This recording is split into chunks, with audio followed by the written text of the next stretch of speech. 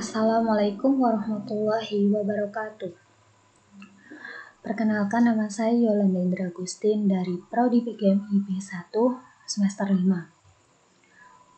Saya di sini untuk memenuhi tugas mata kuliah saya, yaitu pembelajaran Bahasa Indonesia SD atau MI. Di sini saya akan menjelaskan salah satu materi dari pembelajaran Bahasa Indonesia di SD atau MI, yaitu menulis surat pribadi. Materi ini diambil dari kelas 4 SD. Surat pribadi ada pengertian surat pribadi, ciri-ciri surat pribadi, bagian-bagian surat pribadi, dan contoh surat pribadi.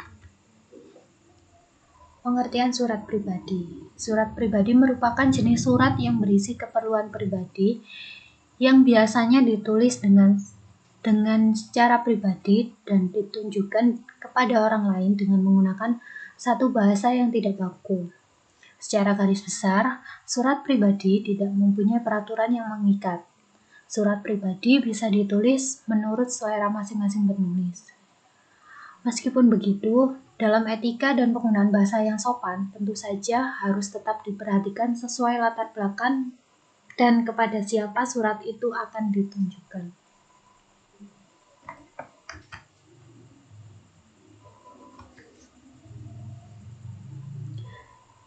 Ciri-ciri surat pribadi.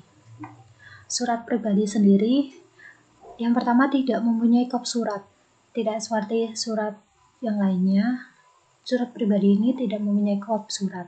Dan yang kedua adalah tidak mempunyai nomor surat. Yang ketiga adalah salam pembuka maupun penutup sangat beragam dan lebih bersifat santai atau non-formal. Contohnya seperti hai, salam kangen, dan lain sebagainya. Dalam penggunaan bahasa bebas atau tidak baku sesuai keinginan penulis. Dan yang terakhir adalah format surat bebas. Di sini format surat bebas akan tetapi seperti dalam pengertian yang pertama tadi, surat pribadi harus mempunyai etika dan penggunaan bahasa yang sopan.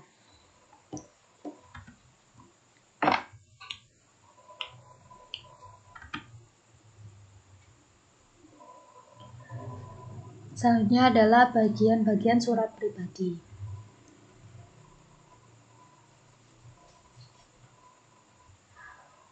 Yang pertama adalah tempat dan tanggal surat. Tempat dan tanggal surat ini biasanya menjelaskan posisi surat ini ditulis. Tempat dan tanggal surat biasanya ditulis di bagian pojok kanan atas. Yang kedua adalah alamat surat. Alamat surat ini ditulis nama dan alamat orang yang akan kita kirimi untuk surat pribadi ini. Yang ketiga adalah salam pembuka. Salam pembuka selalu ditulis di sebelah kiri, contohnya dengan hormat, salam kangen, dan lain sebagainya. Selanjutnya adalah isi surat. Paragraf ini terbagi menjadi paragraf pembuka, paragraf isi, dan paragraf penutup.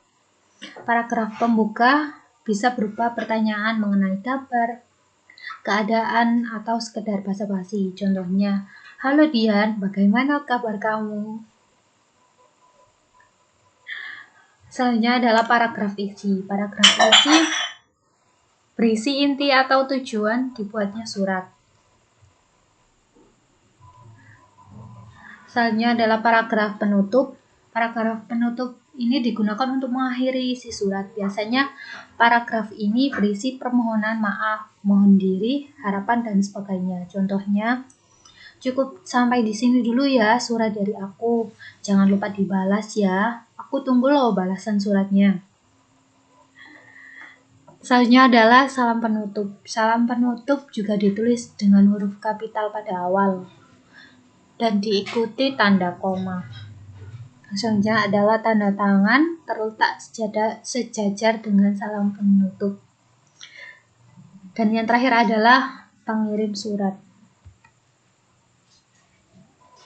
Berikut adalah salah satu Contoh gambar dari bagian-bagian surat.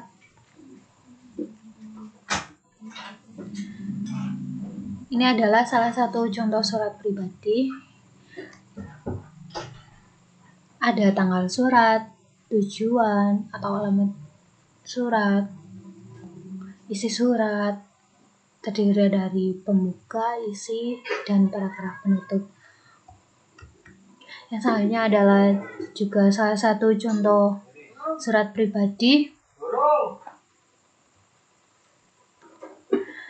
Seperti salah satunya akan saya bacakan. Yogyakarta, 10 Mei 2007. Temanku Jojo, aku sengaja menulis surat ini untuk menanyakan sesuatu hal kepadamu.